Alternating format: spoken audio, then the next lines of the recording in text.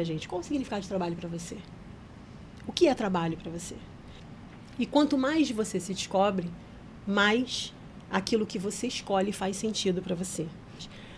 Encontrem o que aciona o seu botão de motivação, porque o seu botão de motivação vai dizer qual é a decisão mais acertada que você precisa tomar. As pessoas de sucesso, elas focam naquilo que elas são boas, para que elas se tornem excepcionais no que elas fazem.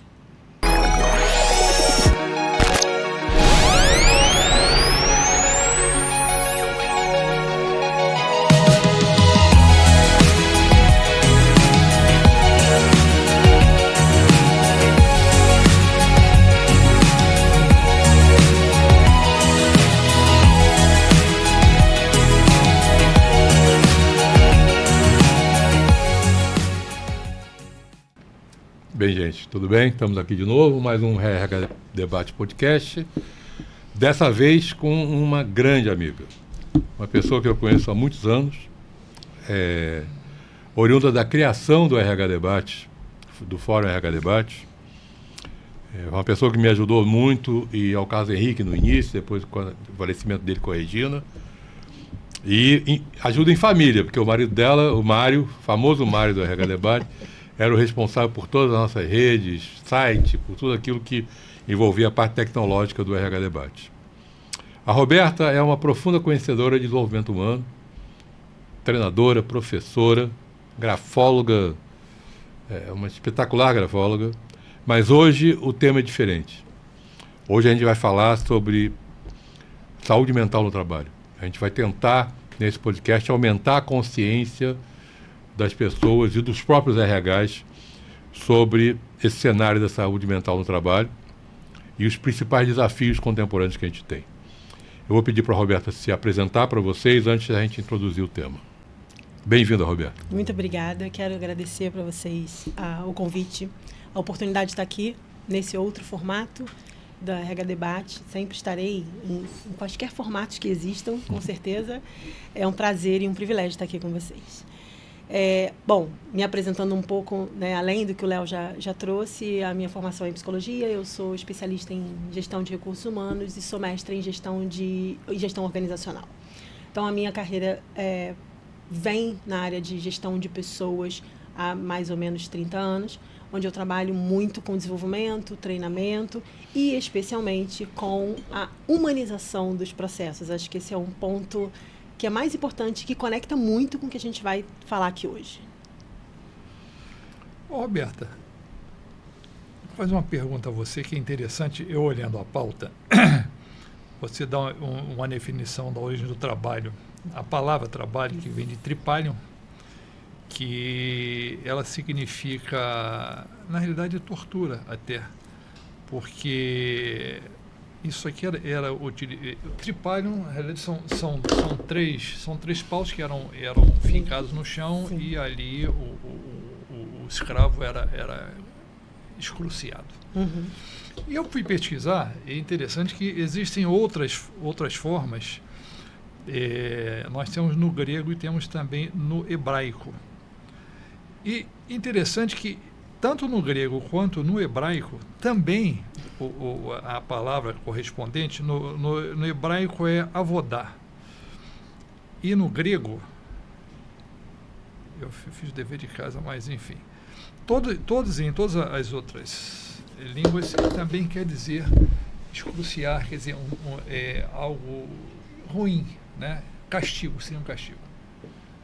Mas o conceito hoje de trabalho é tudo aquilo que gera resultado.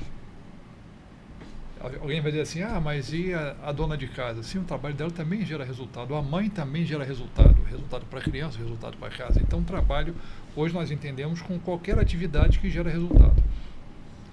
Então, voltando primeiro só no histórico, quando que mudou essa definição? Excelente a sua pergunta, Paulo. A definição de trabalho, da palavra trabalho, né, traz todo esse contexto que você acabou de falar. Sim. Mas quando a gente pensa assim, qual é o significado de trabalho? Se eu perguntar para você, para o Léo, ou para qualquer outra pessoa, né, que esteja acompanhando aqui a gente, qual é o significado de trabalho para você? O que é trabalho para você?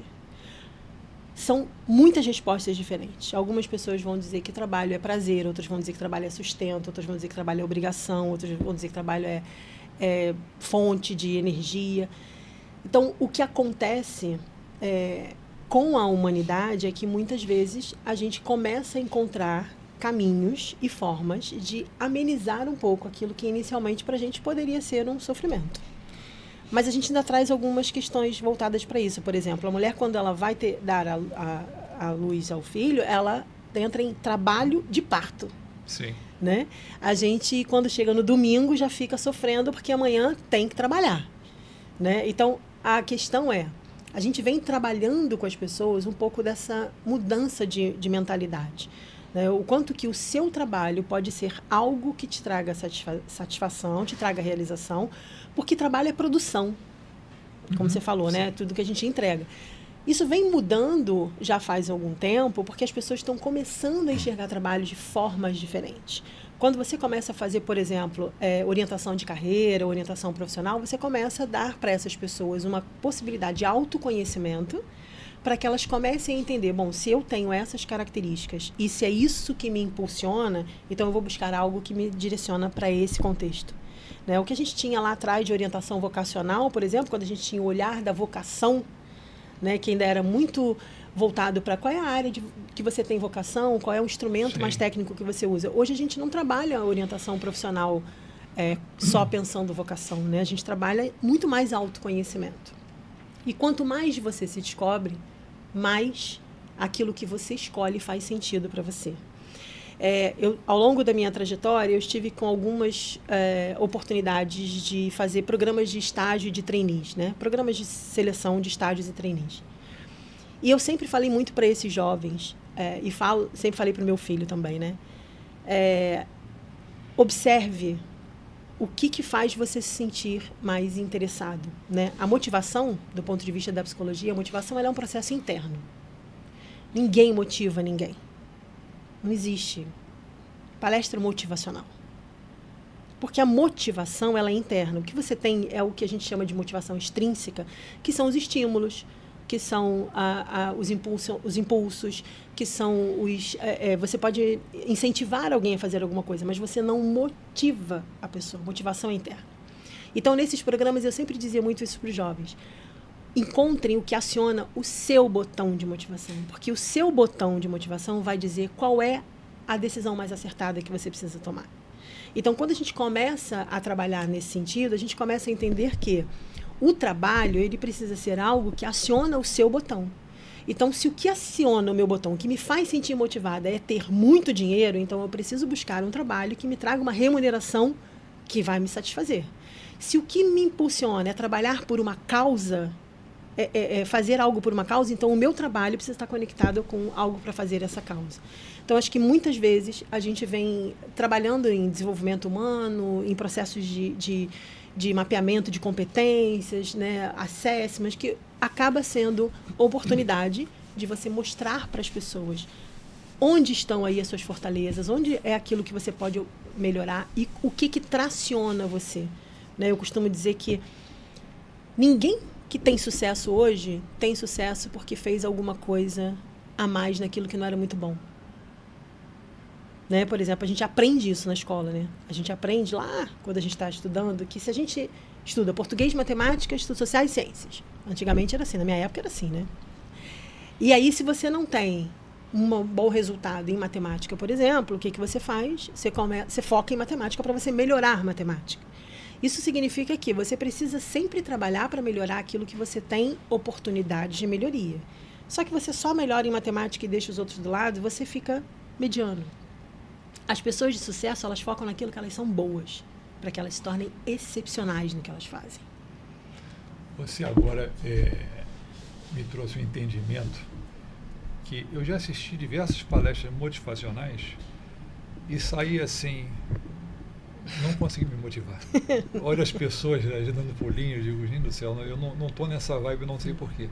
Interessante isso. Às vezes a pessoa sai até nesse... mas aquilo murcha. Aquilo, daqui a 2, 3 dias, a gente vê muito isso dentro do ambiente corporativo. O que eu vejo é o seguinte, você quando fala que vai motivar alguém, você na verdade, você procura descobrir qual é o botão daquela pessoa e pressiona o botão. No processo de gestão, esse é o melhor movimento. A maneira de você motivar no trabalho alguém, sendo gestor, é você ter a capacidade de entender qual é o botão daquela pessoa e pressionar aquele botão. É o que o Edson dizia. O Edson Bueno dizia uma coisa maravilhosa, que o ser humano é formado de várias luzinhas. Que ele passava a vida dele acendendo luzinha por luzinha. E com isso ele ia motivando aquela pessoa, porque ele ia acendendo aquelas luzinhas. E tinha que tomar muito cuidado, porque podia chegar alguém e apertar um botão errado e apagar aquela luzinha toda de uma vez só. Queria ter que começar a acender luzinha por luzinha de novo. Né? Mas isso já é assunto de um outro podcast também, além do que a gente já vai ter que fazer. Fazer gestão de equipe é isso, né? Exatamente. Você fazer a gestão das pessoas com quem você trabalha, para que essa gestão seja humanizada, é você entender o que aciona o botão de quem está com você. Exatamente. Tem algumas pessoas que querem o dia do aniversário off, porque aquilo faz sentido para elas. Tem pessoas que você fala assim, o dia do seu aniversário é o seu dia off. Aí a pessoa fala, eu detesto fazer aniversário. Eu não gosto de fazer aniversário, eu queria trabalhar. Né? Então, assim, se você, de alguma maneira, né, as mínimas coisas, as coisas mais intimistas dentro da relação de gestão da sua equipe, você conseguir identificar, você vai longe. Beleza. Roberta, qual é a relação do trabalho com a saúde mental? Perguntinha simples. Perguntinha simples. A saúde, primeiro ponto importante da gente pensar, né, a definição de saúde pela OMS, saúde é ausência de doença. Estamos saudáveis? Legal. Né? OMS. A gente tem algumas questões que envolvem a prática no ambiente de trabalho, né, a prática laboral, como a gente chama, que podem desencadear uma série de fatores estressores.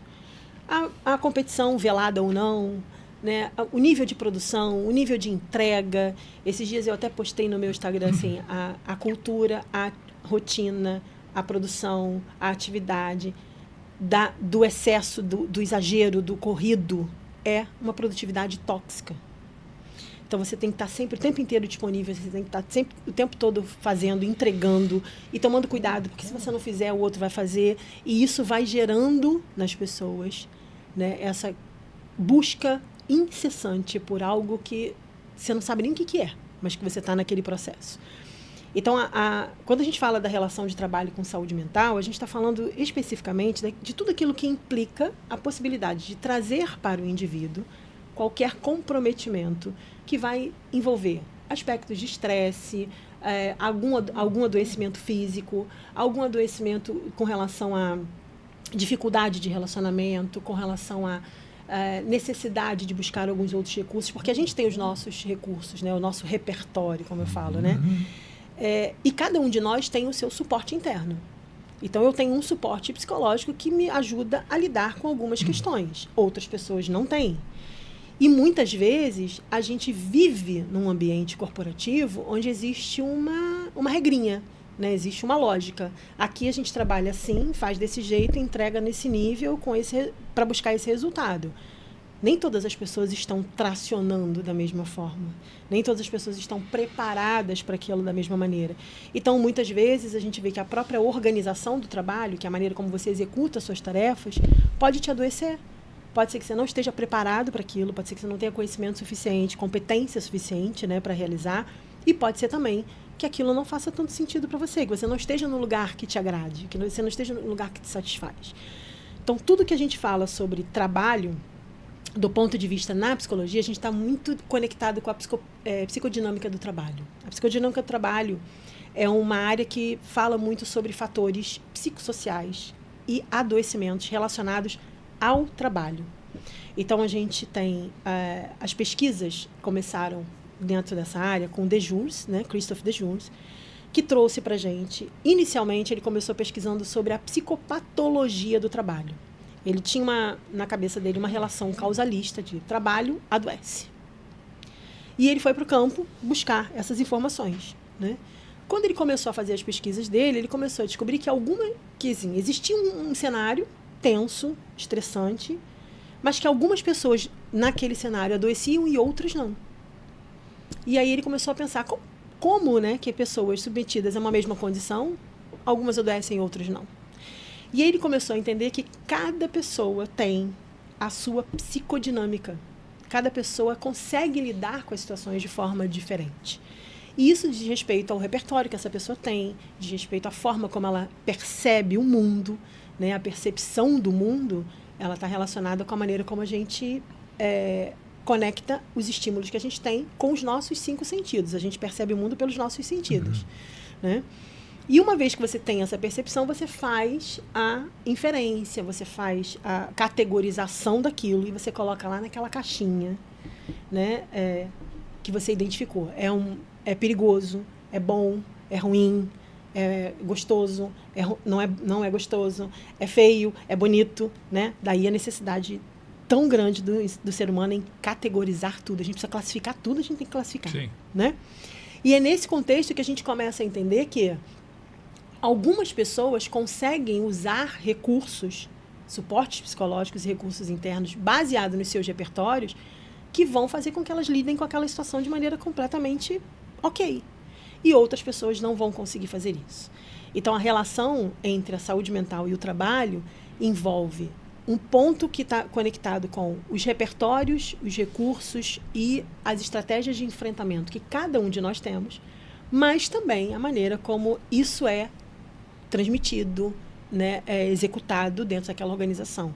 Algumas pessoas falam assim, mas aí fica muito no olhar só do trabalhador, a gente tem que pensar não só o trabalhador, especialmente, né, não só o trabalhador.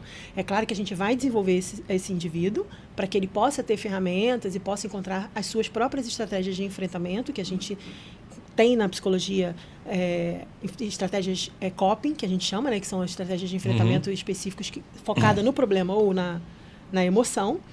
E também entender quais são os riscos psicossociais que envolvem aquele trabalho. Pode ser que eu tenha, dentro daquele contexto, por exemplo, situações de risco de estresse e que algumas pessoas vão conseguir lidar com aquilo sem chegar ao estresse e outras pessoas não vão conseguir. A gente tem agora, recentemente, algumas atualizações sobre isso, né, da NR1, que a gente vê essa importância. Né? Por que os riscos psicossociais são importantes? Porque quando eu mapeio esses riscos, eu identifico quando o indivíduo vai executar aquela função, naquela posição, ele vai precisar ter esse suporte psicológico porque é uma situação estressora. Né? Por exemplo, a gente tem algumas situações de confinamento, pessoas que trabalham em confinamento. A gente tem NR que trabalha sobre avaliações psicológicas para estar em confinamento. Se essa pessoa que está em confinamento, ela tem características de que ela vai lidar com aquilo sem estressar, sem adoecer, então, ok, ela é uma pessoa que pode seguir para esse processo, por exemplo, de seleção. Se ela é uma pessoa que não tem, ela não pode entrar nesse grupo de pessoas aptas para isso. E tem como identificar isso, fácil? Você faz avaliação de risco psicossocial. Então, a gente usa uma bateria de instrumentos, né? Um grupo de instrumentos que a gente faz. Eu já tive a oportunidade de fazer isso, inclusive até para concursos públicos com posições de confinamento, onde você identifica se aquelas pessoas têm alguns fatores que são muito específicos dentro daquele contexto. Então, por exemplo, nessa oportunidade, as pessoas ficariam dentro de uma cabine sozinhas a maior parte do tempo, confinadas e sozinhas. Então, existia ali, claro, alguns requisitos que a gente precisava mapear e também a gente precisava entender qual era o nível, né? A gente tem alguns instrumentos psicológicos alguns testes que a gente consegue medir, por exemplo, fator de neuroticismo, entender se aquele indivíduo ele consegue lidar com um nível de estresse específico para que a gente possa trabalhar isso da melhor maneira. E também temos outras avaliações que nos permitem já as pessoas que estão trabalhando. Né? Como é que eu trabalho isso com essas pessoas? Elas já estão dentro do ambiente corporativo, eu estou vendo que as situações não estão favoráveis, e como é que eu trabalho isso, e como é que eu mapeio isso para poder promover ações que vão, né, trazer prevenção e promoção de saúde. Então, trabalho e saúde mental é totalmente conectado. Quando a gente viveu agora na pandemia, né, a gente experimentou isso. Foi um grande desafio, né? Não foi? Foi imenso, né? muitas empresas jamais imaginariam que precisariam, em algum momento da sua vida, viver nessa situação. As pessoas não sabiam o que fazer com aquilo que elas já não podiam mais fazer. Então, a gente tinha dificuldade de adaptação ao cenário, a gente tinha a necessidade de ficar recluso, porque ninguém podia se movimentar. A gente viveu situações onde, inicialmente, se você observar, as pessoas elas postavam o tempo inteiro nas redes sociais, né? Segunda reunião do dia, terceira reunião do dia, como se elas estivessem prestando conta. Fiz uma pausa para tomar um café. Isso, a pausa para tomar um café e mais 10 reuniões ainda, preparada para a 5ª reunião do dia. Isso foi um movimento que foi acontecendo inicialmente, porque as pessoas elas não sabiam o que fazer com aquilo que estava acostumado, aquele ritmo que elas estavam acostumadas a entregar. E aí, de repente, aquilo começou a se organizar na vida delas. E elas começaram a perceber que as 2 horas que elas levavam para chegar até o trabalho, elas poderiam acordar, fazer uma atividade física, meditar, qualquer outra coisa, e que depois isso estaria ali no momento de trabalho delas. Esse movimento foi acontecendo e as pessoas começaram... Eu digo assim, a gente conquistou algumas coisas que a gente não quer mais negociar. E esse tem sido um cenário muito frequente, especialmente quando a gente fala de seleção, porque as pessoas, a primeira pergunta que elas fazem é 100% presencial? É híbrido ou é remoto? Não, é presencial. Ah, muito obrigada, eu não tenho interesse em continuar. Porque as pessoas conquistaram algumas coisas, outros foram morar em outros lugares, estão com outras estruturas de vida. E aí, no final desse cenário, as pessoas falam assim, gente, mas eu trabalhava muito mais de casa. Se a gente parar para pensar, essa é uma fala frequente, né? A gente trabalha muito mais quando a gente está em casa. Por quê? Porque quando a gente está em casa, a gente está fazendo outras coisas. A gente está em outro cenário, a gente está em outra conexão com o trabalho. O trabalho doméstico quanto o trabalho profissional. Home office, exatamente. Porque você está em outro contexto. Você não levou o tempo que você tem que levar para chegar até lá. Você não ficou dentro do ambiente corporativo, naquele clima, porque você está produzindo. E aí você produz mais porque você está melhor, você está mais satisfeito, você está mais equilibrado, você está mais... Na sua percepção, o trabalho home office, ele é mais produtivo que o trabalho presencial? Porque...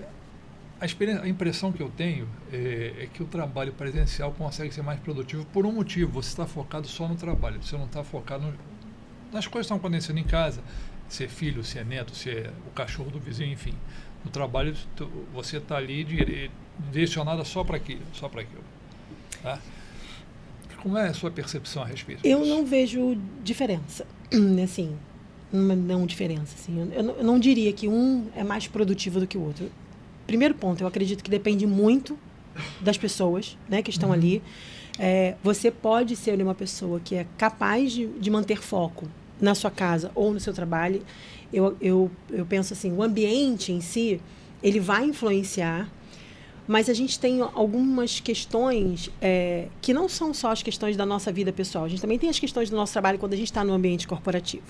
Né? Então, assim, de qualquer forma, alguma coisa pode desviar a sua atenção.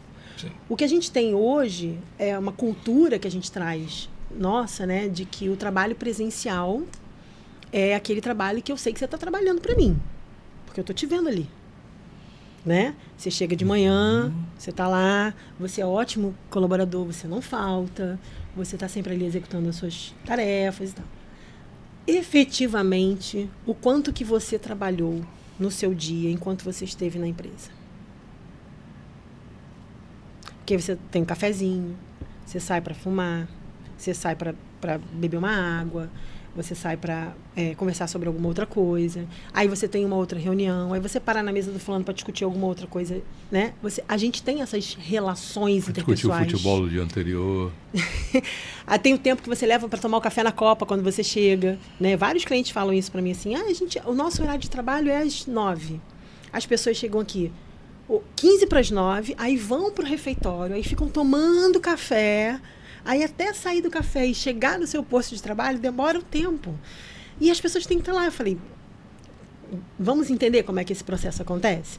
Então, assim, eu acho que depende muito de cada um de nós, da sua disciplina, da sua capacidade de concentração, do seu foco. A sua produtividade está diretamente ligada ao seu nível de satisfação. Isso é uma equação né, que a gente não pode esquecer. O tanto que você está satisfeito é o tanto que faz com que você tenha um nível de produtividade maior. E essa satisfação vem da tua entrega, vem do que você faz e vem do lugar onde você está. Então, Até porque a medição de produtividade é uma coisa muito subjetiva, né? É uma discussão que eu tinha muito nas empresas. Tá, o que você acha que é ser produtivo? Para um cara que trabalha com a mente, por exemplo. Um cara que, né, que não tem um trabalho repetitivo e mecânico. O trabalho repetitivo e mecânico na fábrica na Mundial Artefatos de Couro, por exemplo, eu sabia quando o cortador era produtivo pela quantidade de peças que a indústria montava, porque ele era o tambor da galé.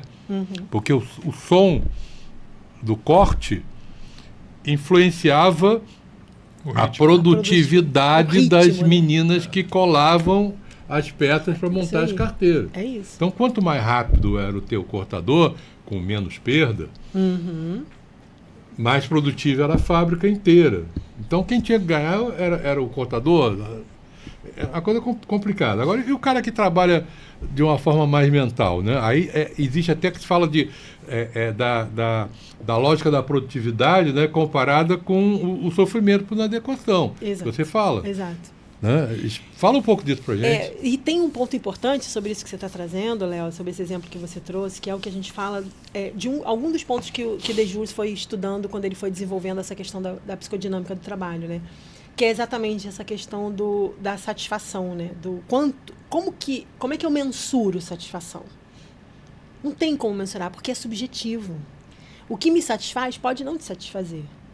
Né? Eu posso ficar em casa e trabalhar muito satisfeito. E você pode ficar em casa e falar assim, eu não aguento mais ficar aqui, não estou conseguindo produzir o tanto, eu preciso estar em outro lugar. Então, as diferenças, as singularidades, elas são muito importantes. Então, esse é um ponto que é muito significativo. Quando a gente fala da satisfação, não dá para você mensurar. Quão satisfeito você está com o seu trabalho?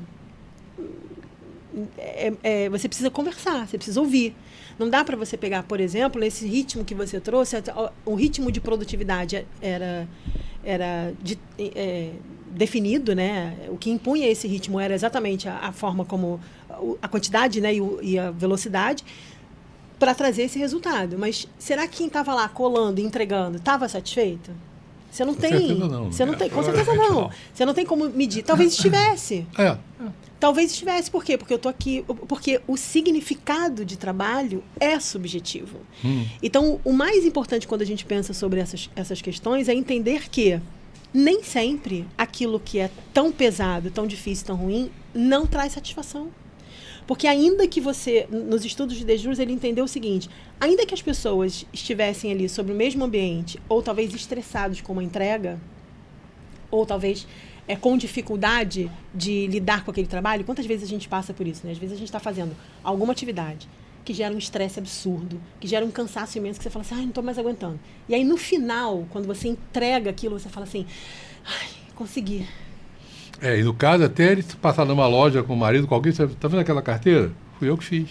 E aí, quando você fala assim, apesar de todo o estresse que eu vivi, eu consegui, é o que o Desjures chama de carga psíquica do nosso trabalho. Todo trabalho precisa ter uma carga psíquica. Ou seja, é quando eu chego no final, apesar de tudo isso ter acontecido, e eu falo assim, que bom, entreguei. De realização. É isso que faz com que todo o estresse que você viveu não se torne algo que vá adoecer você. Então, é nesse contexto que a gente precisa falar sobre o quanto que a gente vai humanizar esses processos. Então, como eu humanizo o processo de uma pessoa que está lá colando para saber se ela está realmente satisfeita ou não? Ouvindo, identificando as relações interpessoais, elas começaram a fazer parte da psicologia organizacional na década de 50, quando existe esse marco, né, que é um marco muito, muito significativo, que foi o efeito Hawthorne, nas fábricas de Hawthorne, quando eles começaram a identificar que a produtividade não estava muito boa e quais eram os fatores que poderiam ser mudados nessa tendência da produtividade. E eles identificaram que talvez a iluminação do ambiente fosse o fator mais impactante da produtividade e começaram a trocar as pessoas de lugar, começaram a mudar as janelas, começaram a melhorar a iluminação. Melhoraram a iluminação e viram que não deu muito certo.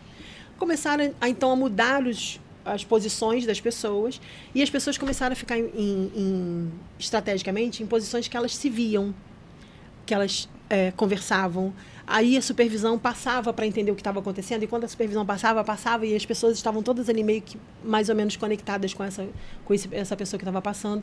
E isso mostrou que a produtividade aumentou. Então, a produtividade não aumentou por um fator físico, a produtividade aumentou porque as pessoas começaram a se falar, começaram a conversar, começaram a trocar informações, a supervisão começou a estar junto. Então, as relações interpessoais começaram a ter um outro significado dentro do ambiente de trabalho. Porque, antigamente, as pessoas iam para o trabalho para quê? Para trabalhar. Vou lá, vou fazer, vou entregar e vou embora. Né? Não tinha essa questão de estabelecer relações, conectar, aniversariante do mês, né? Festa que bateu meta. Essas comemorações que a gente faz, que são extremamente importantes para os indivíduos, para manter a saúde mental deles no trabalho, não existia antigamente. Me diz uma coisa, você com certeza já teve trabalho em cima de risco psicossocial, né? Certo? Pode dar 1 ou 2 exemplos práticos, mesmo sem precisar falar o nome da empresa? Posso. Eu tive uma oportunidade de ter que fazer um mapeamento de risco por conta de um suicídio dentro da empresa. Uma pessoa que vinha com um quadro depressivo, que estava acompanhada, tá?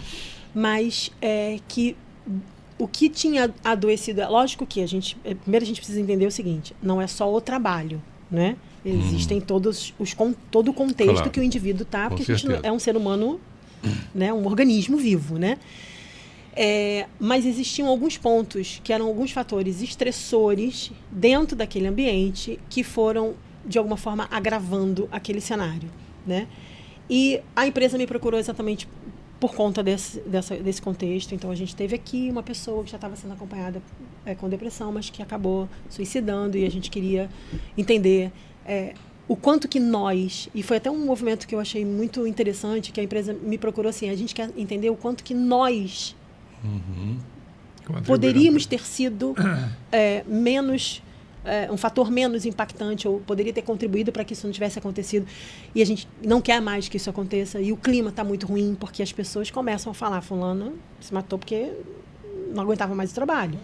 E não era bem assim, né?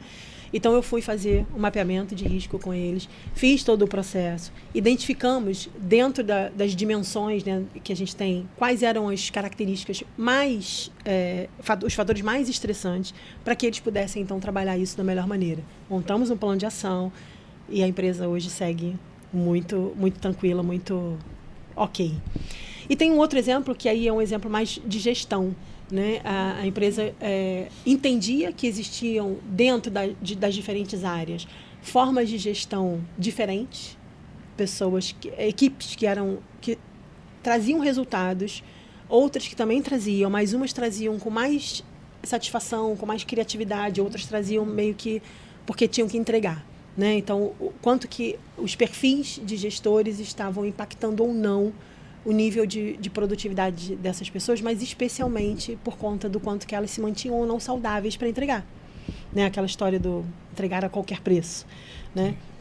Então, a gente fez um mapeamento de risco, desses riscos psicossociais, especialmente dos fatores de estresse, para a gente poder entender. Fizemos, então, aí depois uma mentoria com essa gestão, né? Um trabalho específico com ela, para poder ajudar ela nessa forma de lidar com as pessoas. Trouxemos a equipe, fizemos um trabalho de team building com eles, fizemos uma desconstrução de tudo aquilo, construímos com eles um outro cenário, de uma outra forma, com outro contexto, para que esses resultados pudessem, de fato, acontecer. Então, dentro dessa complexidade que você acabou de explanar para nós, quem está procurando um emprego hoje, o que você aconselharia para a pessoa? Como ela se situaria para fazer uma entrevista? Como é que você enxerga isso? Mas em que sentido? Porque eu vejo muito assim, as pessoas perguntam, o que eu faço para poder ser admitido num emprego que eu estou procurando, por exemplo? Que conselho você daria? o primeiro conselho, seja você. Responda de acordo com aquilo que você, de fato, é capaz de entregar e de fazer. Né? É uma pergunta difícil de responder, Paulo, porque assim, a gente trabalha, eu pelo menos, né, trabalho muito com foco em competências. Então, o comportamento que a organização precisa, que você, enquanto candidato, apresente, alinhado com os valores, vai diferir de uma organização para outra. Às vezes, por exemplo, você tem uma empresa que inovação para você é fazer algo que nunca foi feito antes, e o Léo tem uma empresa que inovação para ele é fazer diferente algo que está sendo feito. E aí os comportamentos que vão ser avaliados são diferentes. Engraçado, né? As empresas contratam por técnica e demitem por competência, e né? Demitem por e comportamento. Nunca querem olhar comportamento quando estão contratando. Exatamente. A gente tem mudado muito isso, tá? O cenário está bem diferente. Que bom, o cenário está diferente. Não está, não. Você sabe que eu tive um contato agora há pouco tempo, ontem, para ser mais exato, com uma pessoa que falou, mas como é que você vai querer a sua avaliação de desempenho? Técnica, essencialmente técnica. Eu falei, tá, mas você demite por técnico ou comportamento? Ela parou. Vamos conversar isso melhor depois, entendeu? Fulano sabe fazer, mas ele não conseguiu relacionar assim. Bom, então não adianta só ele saber fazer. Né? Então, é uma resposta difícil, porque depende do comportamento que você precisa mapear. E aí, se você diz para uma pessoa assim, a pessoa fala assim, olha, eu vi que tem, como valor da empresa tem lá a inovação. E aí a pessoa pergunta, como é que você acha que eu devo me comportar? O que você acha que eu devo levar de informação? E aí você vai dizer assim, leva alguma coisa que você não tenha feito e tal. Só que a inovação para ele é um conceito totalmente diferente do que você está orientando. E aí você exclui a pessoa do processo quando às vezes você está tentando dar uma ideia para ela de alguma coisa que ela pode fazer, entendeu? Sim. Então é um ponto muito importante. E principalmente quando a gente mapeia e avalia, né, esse tipo de informação, que são os comportamentos que você identifica numa seleção, numa entrevista por competências, que eu já descobri que muitas pessoas dizem que fazem, mas não sabem o que fazem, porque não é entrevista por competências, a gente precisa fazer a pergunta baseada no valor daquela organização. Porque eu preciso saber se você conhece sobre aquilo, se você coloca aquilo em prática e qual é a forma que você se comporta quando você está colocando aquilo em prática. Senão eu não vou saber se você tem aderência ou não a esse contexto. E esse é um ponto muito importante que começa lá na seleção e que vai gerar uma condição de saúde mental para esse trabalhador que pode não ser a melhor de todas e pode adoecer. Num caso em que o trabalhador não está adaptado, né, está sofrendo em função disso, em função da situação que está vivendo na empresa, ou por estar sendo muito cobrado, ou rixa com um colega, etc. Qual seria o comportamento adequado ou qual o meio que ele teria para minimizar ou melhorar isso? Quer dizer, seria somente pedir demissão para se livrar do problema ou existem outros meios para isso? Não, de forma alguma. Pedir só a demissão para se livrar do problema, não. Precisa ter alguém, né, que tenha esse olhar de desenvolvimento humano dentro daquela organização, se não existe, que se contrate alguém que possa fazer esse tipo de avaliação, para mapear as pessoas que estão ali, entender, conversar, compreender. A gente tem alguns instrumentos que a gente usa para a gente poder retirar, né, extrair dessas pessoas algumas informações. A gente tem uma escuta muito treinada para isso, né? Então, às vezes as pessoas falam assim, nossa, mas como é que você conseguiu ter toda essa informação com uma conversa que você teve com fulano? Né? E aí eu falo assim, porque a gente tem uma escuta treinada para isso. A gente tem um olhar, né? E recentemente eu fiz um trabalho para um cliente assim, que eles estavam com algumas pessoas que não estavam se sentindo confortáveis onde estavam, nas posições que estavam, e ele queria entender o que eu faço então para organizar isso da melhor maneira. E aí eu fiz um mapeamento de competências dessas pessoas, todas que já estavam trabalhando, para entender, a gente usa até a Nine Box, né, para entender a relação de desempenho e potencial e saber onde é que a gente coloca essa pessoa. Você vai mudar ela de área, você vai pensar em desenvolver para promover, você vai deixar ela onde ela está, investir onde ela está, porque ela não vai conseguir sair dali, porque potencial é algo que você não descobre no dia a dia do seu trabalho. Sim. Né? Então, cada vez que você começa a mapear essas pessoas e dizer para elas, olha, você tem essa fortaleza, você tem essa oportunidade de desenvolvimento, vamos começar a trabalhar isso, ou vamos tirar você daqui, e que foi o que aconteceu, teve pessoas que a gente trocou de área, E essas pessoas hoje estão entregando, estão muito mais felizes do que elas estavam quando antes da gente fazer esse mapeamento. Né? Então, o mapeamento traz esse contexto. Depois desse momento, eu sento sempre com a gestão para falar sobre o que eu identifiquei. Paulo, eu identifiquei que o Léo tem essas características, ele entrega muito bem aqui, ele atende muito bem aqui, mas aqui ele ainda precisa melhorar um pouco. Então, ele tem essa característica comportamental, ele tende a ter esse comportamento no trabalho, e aí é quando as pessoas geralmente falam assim, mas com 40 minutos de entrevista com a pessoa, você conseguiu verificar isso? É porque a escuta é treinada para esse tipo de informação, e a gente monta instrumentos que são baseados nesses contextos para que a gente possa avaliar isso da melhor maneira. Legal. Roberta, o Brasil vai passar por uma mudança forte agora em maio. Sim. Eu acredito que as empresas não estão ainda, não acordaram totalmente para isso e, consequentemente, os nossos colegas RHs também não acordaram ainda para as obrigações e para todas as exigências que a NR1 vai tá trazendo. Exato. Vamos pegar esse momento que a gente tem no podcast, que a gente está faltando uns 15, 20 minutos mais ou menos no máximo para a gente terminar, e falar um pouco sobre a NR1 e essas tudo que vem a reboque dela, para que as pessoas tentem entender um pouco mais e acordem para isso? Vamos. A gente começou, esse movimento começou em 2024, né, em março de 2024, com a Lei 14.831, que trouxe uma ideia de certificação de empresa promotora de saúde mental. Então, as empresas recebem um certificado que tem 2 anos de validade, com algumas diretrizes e alguns requisitos que precisam ser cumpridos e executados para que elas possam se tornar uma empresa com um certificado de empresa promotora de saúde mental. Isso foi em 2024. Né? Lá em 2022, a gente já teve o burnout como doença ocupacional, que até então não era uma doença ocupacional, era uma situação oriunda do ambiente de trabalho. Então, a gente já vem caminhando, de uma certa forma, para que isso cada vez mais tenha importância dentro das organizações.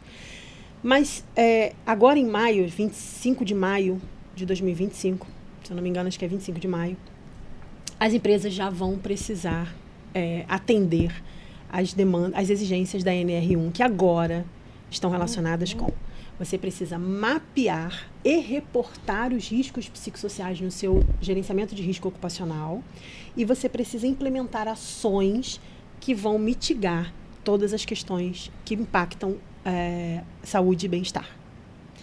Isso significa que eu preciso saber, dentro da minha organização, quais dos cargos que eu tenho, quais são os riscos psicossociais que eles apresentam.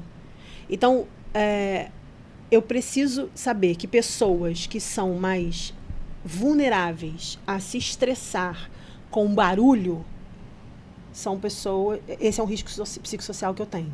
Se dentro da minha empresa eu tenho atividades que exigem que você tenha uma produção com ritmo acelerado, eu preciso ter que esse é um risco. Por quê? Nem todas as pessoas vão atender aquela demanda. Vão ter suporte psicológico para atender aquela demanda. Então, é nesse momento que a gente mapeia os riscos e reporta. E a NR1 vai trazer essas informações, que é uma norma regulamentadora que vincula saúde e segurança do trabalho. Né? Então, a gente vai precisar ter, dentro da nossa empresa, quais são os riscos psicossociais que a nossa empresa tem dentro das funções, dos cargos que compõem aquela estrutura organizacional. E tem que ter. E é lei, né? E tem que ter, tem que fechar. E fora isso, você tem a que defende e que obriga a ter programas de prevenção e combate a assédio moral, sexual, discriminatório, que te obriga a dar atendimento psicológico para quem estiver envolvido nisso, né? Isso. Quando a NR1 fala desses riscos psicossociais, ela não envolve só... Ela envolve a questão de saúde mental do ponto de vista de fatores que adoecem o indivíduo, mas os riscos psicossociais, eles compreendem assédio moral, assédio sexual, a parte de burnout, né? Então, todos os pontos que precisam ser identificados ali dentro para que ações possam ser pensadas para que isso possa ser mitigado dentro do ambiente corporativo. E, além disso, algumas ações podem ser, uma delas, por exemplo, pode ser ter um recurso psicológico que possa apoiar as pessoas que são identificadas ou que estão nessa condição de vulnerabilidade, né? Isso acontece também lá no certificado da empresa promotora de saúde mental. Uma das diretrizes é isso, né? Então, é o apoio psicológico, ações promovendo saúde, ações fazendo prevenção de saúde. E, além disso, publicização dessas ações dentro da organização e transparência para o mercado daquilo que você está fazendo. Então, acho que foi meio que uma preparação, né? Então, quem conseguiu dar atenção para esse certificado de empresa promotora de saúde já começou a andar alguns passos para essa promoção de saúde, mas agora a gente tem um outro ponto, que é um ponto mais... como é que eu vou dizer? É um ponto mais crítico, porque eu preciso mapear e reportar quais são os riscos. E agora é o deadline mesmo. E agora não tem jeito, não tem mais adiamento. Não tem mais Como é que você enxerga? Porque hoje nós temos burnout, temos um tratamento psicossocial e enfim, coisa que antes não existia, nem se pensava nisso. Existe alguma tendência daqui para frente cada vez mais se achar doenças relacionadas ao trabalho? Como é que... Sim, com certeza. A gente tem alguns transtornos que são oriundos, né? São fatores, como eu falei anteriormente, né? O indivíduo ele é um organismo vivo, então não é só o trabalho. Mas às vezes a condição em que ele está submetido dentro do trabalho dele dispara, né, alguns gatilhos, né, que podem impulsionar e direcionar essa tendência dele a adoecer. Com certeza, algumas outras questões podem surgir mais adiante, né? A gente tem alguns cenários, por exemplo, hoje, da síndrome do impostor.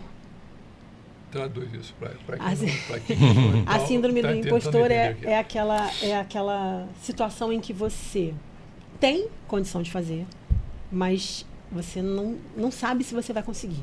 Sabe, assim, você fica naquela do... Será que eu sou capaz? Será que eu consigo? Será que você não acredita em você, né? E isso vai gerando em você, nesse indivíduo, um looping, né? Porque ele fica assim, eu conheço, eu sei e eu faço. Será que eu consigo? Será que eu dou conta? Será que eu realizo? Ele fica com medo de fazer. Ele fica com medo. Talvez não consiga. E talvez não consiga. E isso vai adoecendo. Então, hoje a gente tem uma síndrome, que é um conjunto de sintomas, né? Quando a gente fala no termo, toda síndrome, quando a gente puxa do termo médico, um conjunto de sintomas. Sim. Então, a gente tem um conjunto de sintomas dessas pessoas. Algumas coisas vão atravessando o dia a dia delas e o comportamento delas.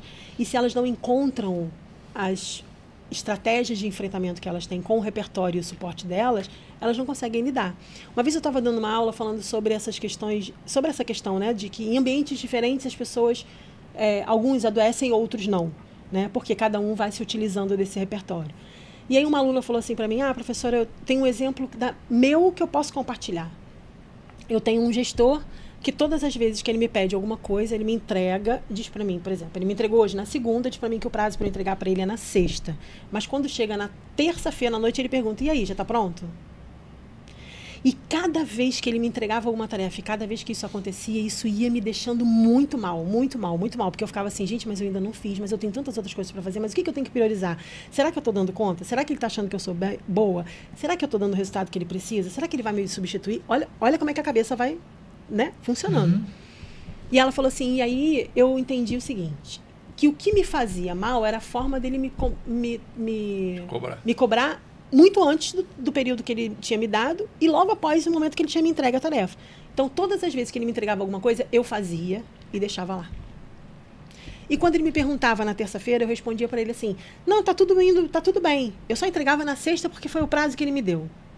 Mas eu falava para ele que estava tudo bem e aquilo me fazia muito bem, porque eu não me sentia mais estressada com o fato dele fazer aquele movimento. Ela tirou aquela pendência das costas e resolveu. Exatamente.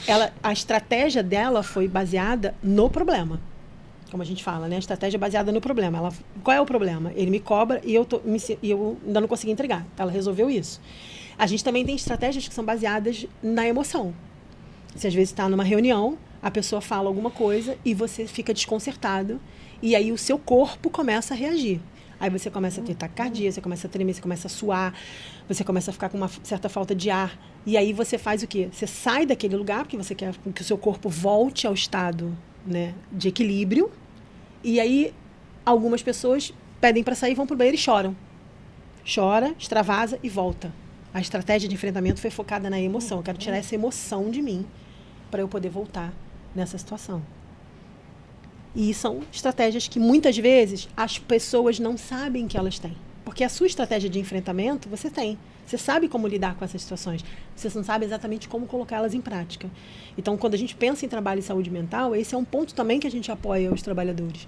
O quanto que você, pensando em desenvolvimento humano, trabalho e saúde mental, o quanto que você tem de repertório e suporte que te permite enfrentar as situações que são desconfortáveis.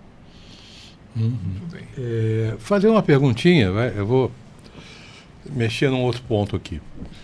Você é um excelente grafóloga, eu sei disso. Eu sou apaixonado por grafologia. Como é que a grafologia pode ajudar no aspecto da detecção de problemas de saúde mental e de melhoria do bem-estar do trabalhador dentro de uma empresa? Ela é uma ferramenta que pode ser usada também nisso? Sim. A gente tem situações em que a gente usa a grafologia para entender o cenário que aquele indivíduo está vivenciando, né? Então, por exemplo, eu tenho pessoas que estão dentro das organizações e eu vou fazer um trabalho de desenvolvimento ou um plano de sucessão, alguma coisa específico da própria evolução da carreira daquele indivíduo. E muitas vezes a gente identifica nessa escrita alguns traços que estão relacionados com nível de estresse muito elevado, com tendência à depressão, com fadiga excessiva. E aí a gente começa a olhar o que pode ser o fator ocasionador dessa situação que o indivíduo está vivendo.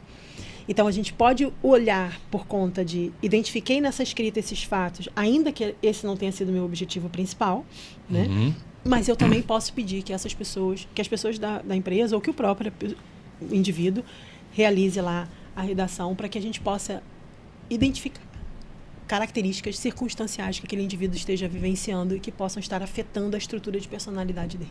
Tendo como base que as pessoas mudam ao longo do tempo, de acordo com as experiências que elas vêm vivendo, esse teste da grafologia seria interessante que fosse feito periodicamente ou não faria muita diferença?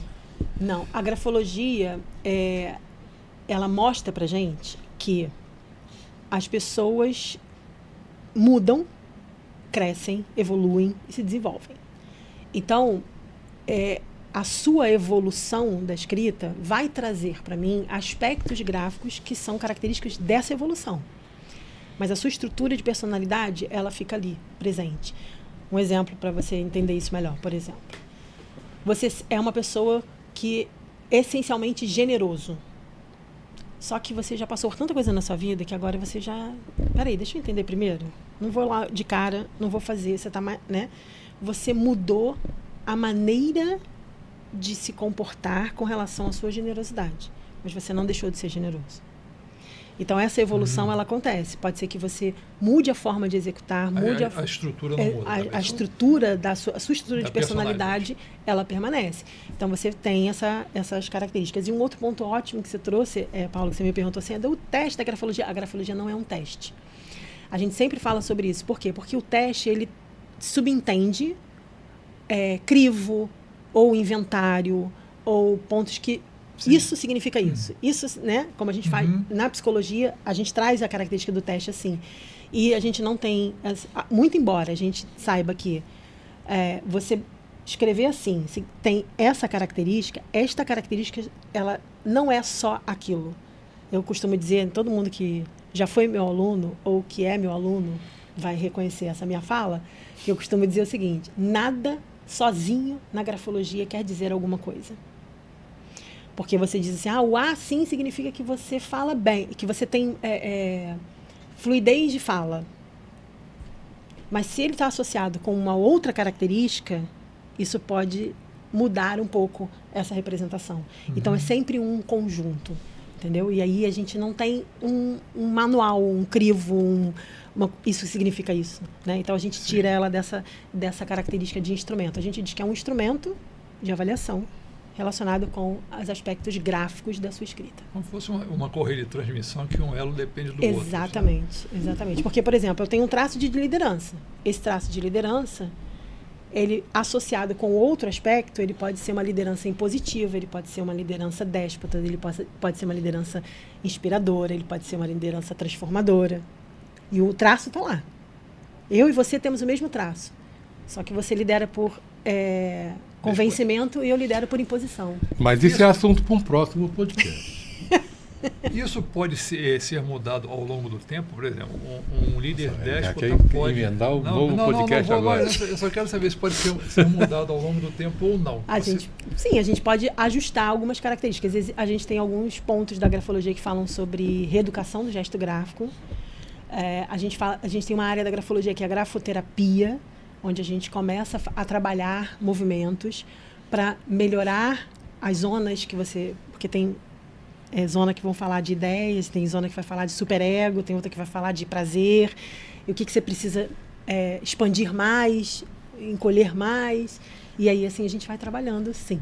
Se vocês querem a continuação agora só da grafologia, ó, digite aqui, eu quero. Eu? Não? Ele vai passar a ser mais fanático por grafologia do que eu. Roberto, a gente está chegando no final.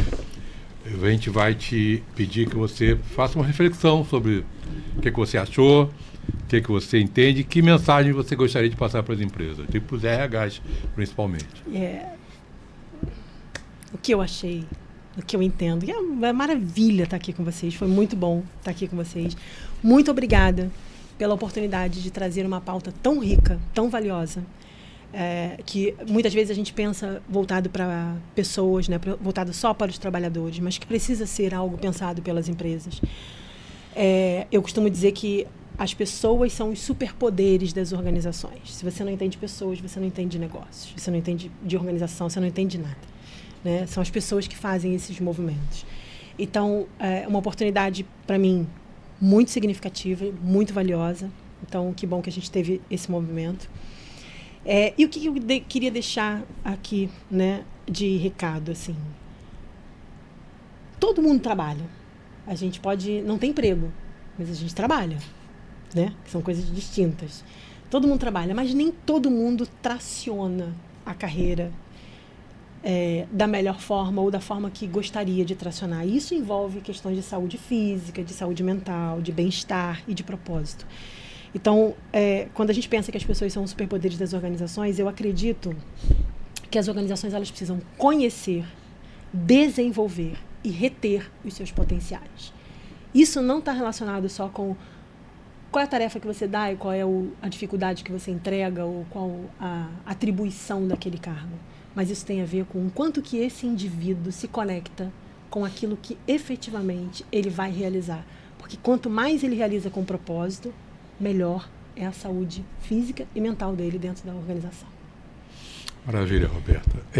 Todos sabem que eu estou aqui em nome da Interage RH, que é uma consultoria que está apta a desenvolver todo e qualquer trabalho de recursos humanos para vocês. Qualquer mais informações, cliquem no o QR Code vai aparecer na tela para que vocês possam ter acesso diretamente ao nosso site. E falando agora do nosso patrocinador e a Interlife, se a sua empresa não tem caixa para bancar um plano de saúde para o seu funcionário, acesse a Interlife. A Interlife é um cartão-benefício que proporciona atendimento ambulatorial para o funcionário, que é a parte de consultas e exames, a um preço que vai caber no seu orçamento, e se não couber, cabe até no próprio orçamento do funcionário. Então acesse, vai aparecer o QR Code aí e vocês façam contato. Então, Roberta, mais uma vez, muito obrigado. Eu que agradeço. Sou eu quem agradece. Bem-vinda. Obrigado, Paulo. E não esqueçam, Roberta, E mais uma que a gente não pode esquecer, que a Roberta está concorrendo também ao prêmio de melhor entrevista do podcast, que a gente vai no final do ano, no início do ano que vem, está premiando a todos, e a nova versão das canecas também está sendo apresentada hoje. Ela ganhou o Eu Fui, né? E logo vai estar à venda também numa lojinha que a gente vai abrir aqui. Ok, gente? Roberta, muito obrigado. Foi um prazer ter você Eu com que a gente. agradeço. Prazer é meu. Ok, maravilha. Estamos aqui de volta para aquela parte que é uma parte exclusiva para membros do podcast, mas que por enquanto está sendo aberta para todo mundo, em que a gente faz um conteúdo diferenciado. Essencialmente são 3 perguntas dentro ou fora do contexto que a gente faz para o nosso entrevistado. Posso começar? Pode. Roberta, a gente fala muito da geração Z hoje, né? A geração digital, a geração muito complicada. Como é que você consegue identificar, como você vê, saúde mental no trabalho da geração Z? Já tem algum resultado, alguma coisa, já tem algum local com estatística? O que a gente tem de estatística hoje está relacionado com a característica da geração. Uhum.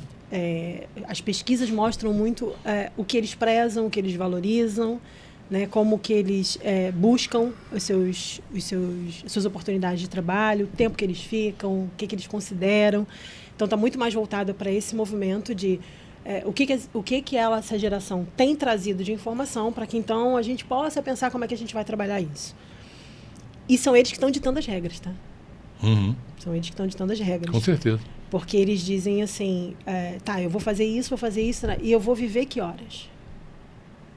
Eles têm muito mais consciência da importância da saúde mental no trabalho do que qualquer um de nós até hoje, né? Hoje, nós que trabalhamos com isso, já sabemos algumas coisas, né? Mas a gente via antigamente, por exemplo, dos meus pais, sucesso era você começar naquela empresa e continuar naquela empresa até o final, até se aposentar. Né? Era fazer carreira isso que era sucesso profissional. Tinha empresas, né? que trazia o filho que continuava, seria a exatamente. Dele, né?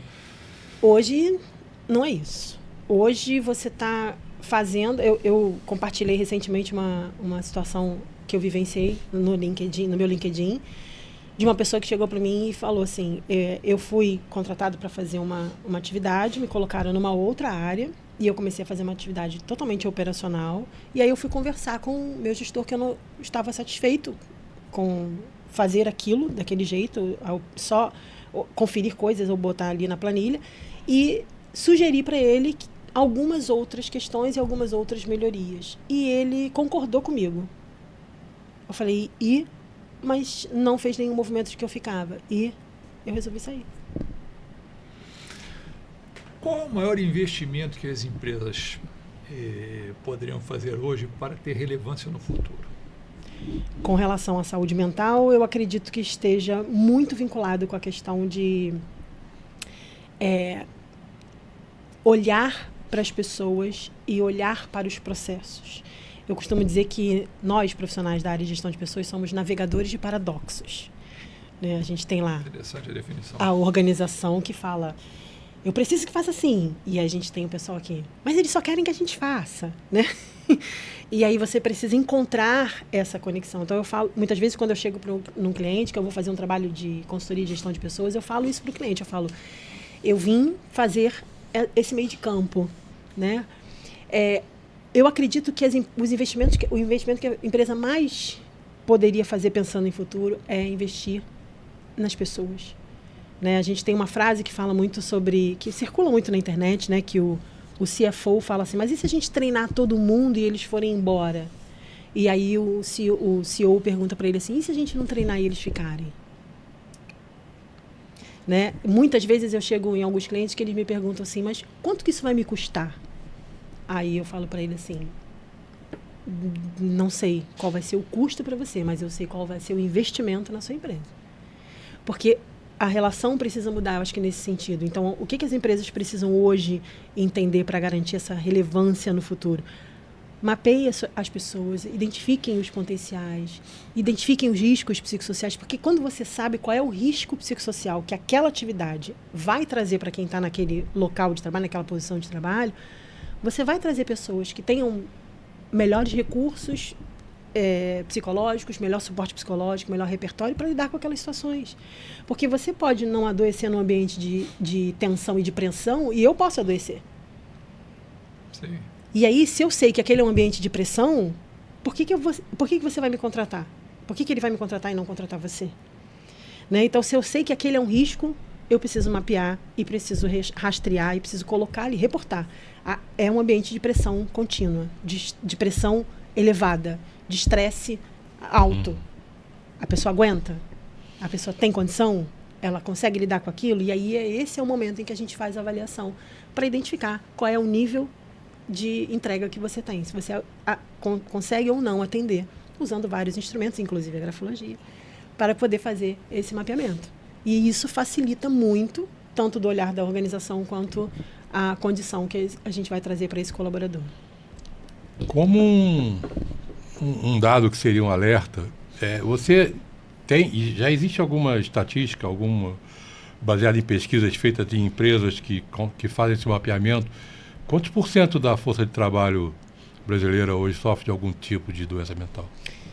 A gente tem dados de que 1 em cada 4, 5 pessoas tem alguma questão voltada ao adoecimento no trabalho. Maiores resultados, né? A gente tem alguns cenários de resultados de afastamento. Em 2023, eu até tenho registros da Previdência Social. Em 2023, a gente teve um número de afastamentos e foi 38% a mais do que 2022 com relação a questões que envolvem adoecimento no trabalho. Isso você fala de 2023, nós tivemos um índice maior do que 2022. Isso. Não, isso. 23 aumentou 38%. Então, nós estamos tendo aqui um retrocesso no tratamento da saúde mental com o funcionário, é isso? Eu acredito que a gente está realmente vivendo a situação de obrigatoriedade da NR1, porque a gente não vai ter mais como lidar com essas questões. Pós-pandemia é muito complicado. Muito difícil.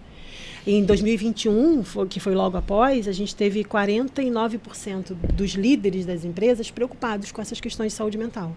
49% dos líderes preocupados com saúde mental é um número muito pequeno diante da quantidade, da magnitude que foi o processo. E a cada ano que passa vai diminuir. E Sim. com isso você tem um aumento da...